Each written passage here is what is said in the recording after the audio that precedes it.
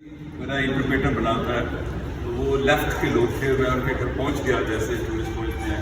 उसने कहा मेरी बहन ने तुम्हें पसंद कर लिया है, वो शादी करना चाहती है। तो मैंने कहा नहीं, मेरी अम्मी पसंद करेगी, मैं नहीं।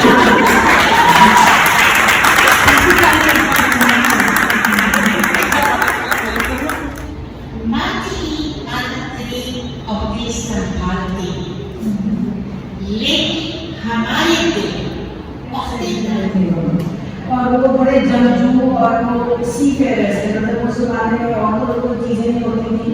9th सेंचुरी में उनके पास बड़ी बड़ी किश्तियाँ होती थी, जिनमें उन कश्तियों में वो जाते थे, लूट मार भी करते थे और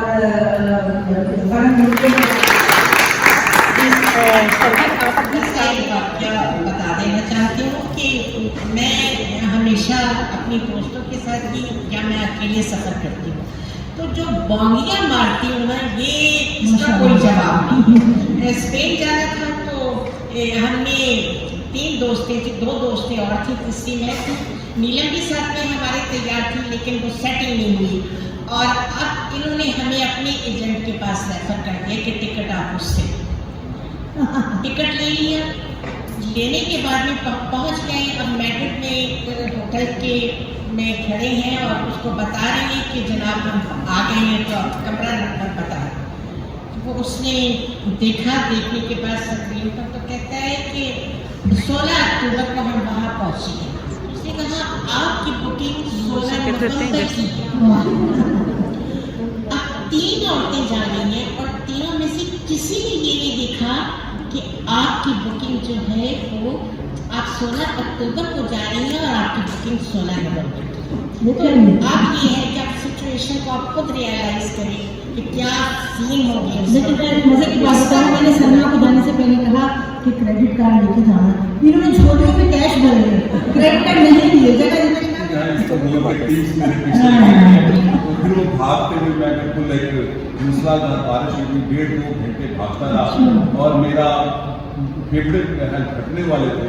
लोग डर गए कि ये कौन है। रात 11 बजे इस्तांबुल का एक व्यापान इलाका था और मैं 12-1 बजे होटल पहुंचा, तो मेरा वो कहर मान न गया। मैं सोचता मैं जाता हूँ, अभी ये चिट्ठी की बात है।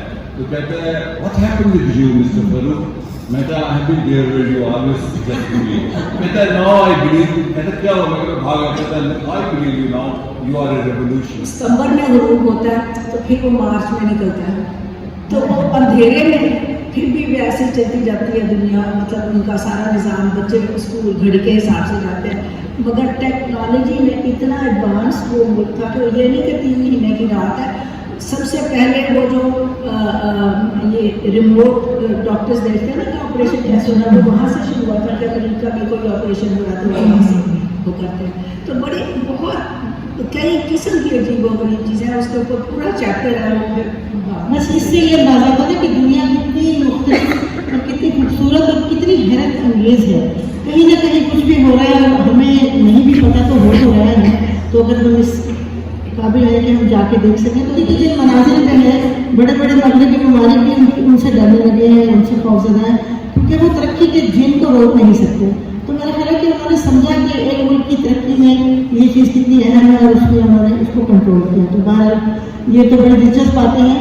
और अपना सरवत आप बताइए, मुझे रात दिन वाला वो मुझे बड़ा फैसिनेट कर रहा था कि रात को दिन और दिन को रात, और कितनी लंबी रात। हम तो वैसे ही लंबी रातों के आते हैं, तो वो जो है इंसान शायद लोगों के लिए वो तजुर्बा देखता हूँ कि लोग जाते हैं कि तंग गलियाँ पूरी दुनिया में। आप शाम में चले जाएं, आप इस्तांबुल में चले, आप बल्गेरिया में चले जाएं, मैंने इसमें देखिए बताया है, आप वारना में चले जाएं।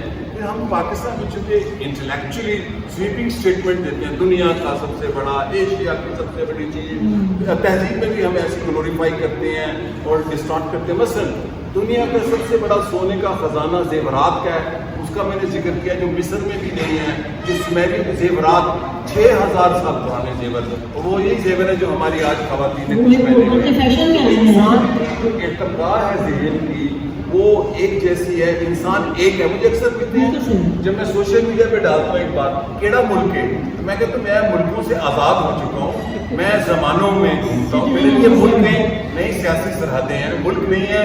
इसको आप कह सकते हैं ये अनातोलिया है, ये सुमेरिया है, ये बेबीलोन है। तो میں ملکوں سے آزاد ہوں، قوموں سے بھی آزاد ہوں، میں انسان کو ایک سمجھتا ہوں، اور میں ٹریولنگ میں ایک مقصد کے لیے بھی کرتا ہوں کہ انسان کی روٹس، تاریخ، تہذیب، تمدن، یہ ہم جو کھانے پینے ہیں نا، یہ بڑی مماثلتیں ہیں، کبھی اور بات کریں گے. انسان کھاتا بھی ایک جیسا ہے. اب یہ لاہور میں لڈو پیٹھیاں والے ہیں، اس کی روٹس میں نے ڈھونڈی، یہ بالکل وہی ہے جو ہم وہ جو لبنانی کھاتے ہیں کھانا، کیا اس کو بولتے ہیں، فلافل، سیم ٹیکنالوجی ہے، ایک سارا فلیور کا ٹیسٹ ہے. اب یہ شیر مال ہے، یہ ایرانی آذربائیجانی کھاتے ہیں، چیزیں ملتی ہیں انسان کی، شربت ملتے ہیں، کھانے ملتے ہیں، چاول ملتے ہیں، روٹیاں ملتی ہیں. تو یہ جو ایک اٹیلین پوئٹ تھی، میں نے ایک شاعری ترجمہ کر کے لگائی کہ تم اگر اپنی تہذیب میں ہی رہتے ہو کہ سمجھتے ہو کہ سرائکی خوبصورت ہے تو آپ نے دنیا نہیں دیکھی. دنیا کی ہر زبان خوبصورت ہے، ہر کسی ملک میں بھی ہمارے ملک سے ملتا جلتا ان کا رویہ آپ کو سب سے زیادہ فرق کنٹری کون سی ہے؟ Very different. دیکھیے بات یہ ہے کہ میں بیسیکلی اپنی ٹریولنگ میں، ریڈنگ میں بھی سویلائزیشن کا اسٹوڈنٹ. انسانی تہذیب کا ارتقا ایک جیسا ہوا. ابھی میں گوبیکری تپے گیا تھا، اور 93 میں جب گیا تو وہ بھی کھولا نہیں تھا، لیکن اس کو تلاش کر چکے تھے. جو گوبیکری تپے ہے اور چتل ہایوک ہے وہ انڈس سے مختلف نہیں ہے، خصوصاً چتل ہایوک جو ترکی میں ہے. اسی طرح جو سمیری تہذیب اس کی ارلی سٹیجز ہیں. 12,000 سال پرانی دنیا کی پہلی بستی وہ میں نے دیکھی، جو 9,000 سال پہلی بستی وہ دیکھی، اور ایک نئی بستی جو بھی ٹورسٹ کے لیے نہیں کھولی وہ ہے کاراہان تپے سیرین بارڈر کے ساتھ. تو انسانی تہذیب کا سفر ایک ہی جیسا ہے. اس کے اندر جو اثرات ہوتے ہیں وہ موسم اور جیوگرافی کی وجہ سے ہوتے ہیں. وہ جو چتل ہایوک ہے خصوصاً جو 9,000 سال پرانی بستی ہے، کونیا کے قریب ہے، تو وہ اگر دیکھیں تو وہ انڈس کے. تو میں نے اس کو لکھنا مشکل تھا کیونکہ میں سمجھتا ہوں کہ اردو میں ٹریولاگ تقریباً بدل چکا ہے. جیسے دنیا میں آج بھی ٹریولاگ جو لکھا جاتا ہے، جیسے رابرٹ فسک لکھتا ہے پٹی دا نیشن، وہ پورا ٹریولاگ ہے.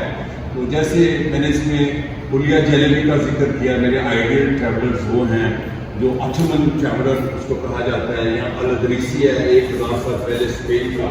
تو آپ جب تک سماج کو نہیں دیکھتے ہو، اور میں نے اس کے لیے ایک بڑی قسم کا تحقیق کا کام تھا. 2 سال مجھے لگے، 37 سال گزر چکے تھے جب کتاب مکمل کی، تو 39 سال ہو گئے. تو میں نے اس کمیونسٹ سماج جو کہ ختم ہو چکا، اور سڑکوں کے نام بدل چکے ہیں، اس شہر کے نام بدل دیے انہوں نے کمیونسٹ پیریڈ سے.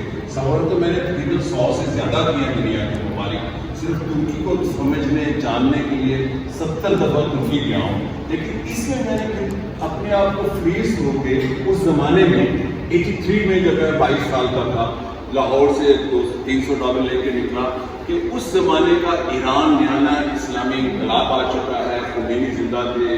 ترکی میں ماشاء اللہ تھا کنان ایورن کا، جو میں نے پہلی دفعہ ٹرکی دیکھا. پھر بلگیریا جو اس کا پیک ہے. پڑھا کہ آپ جب سفر کا آغاز کیا، بڑے نوجوان تھے، ویسے ابھی بھی آپ جوان ہیں کافی، تو آپ چند روپے لے کر تو نکل گئے اور سائیکلوں پر چل گئے پوری دنیا میں، اور بڑا اچھا کیا آپ نے. کیونکہ اسی طرح انسان نا جب گلیوں میں گھومتا ہے تو ہی وہ جانتا ہے کہ زندگی کیا ہے، کسی بھی ملک کی، اس کی تہذیب، اس کی معاشرت.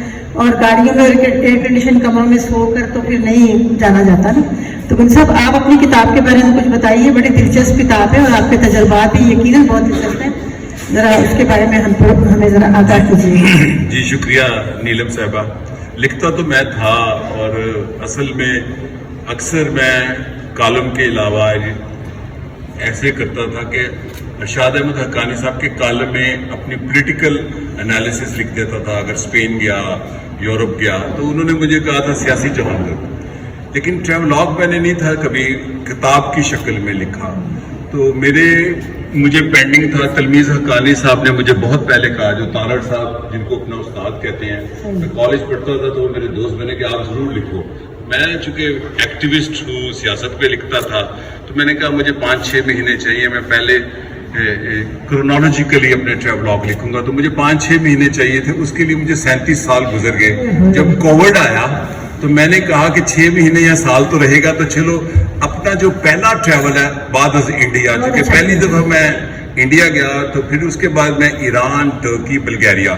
یہی چیز جاپان بھی اتنا निगरीना उर्दू तबके के लिए इतना मानूस नहीं था। जापान के बारे में भी यही चीज हुई। तो ये सफरनामे कोई 70s के तक चले। इस 70s में या 69 में मेरा ख्याल है, मैं श्योर नहीं हूँ, लेकिन इन्हीं दौरान में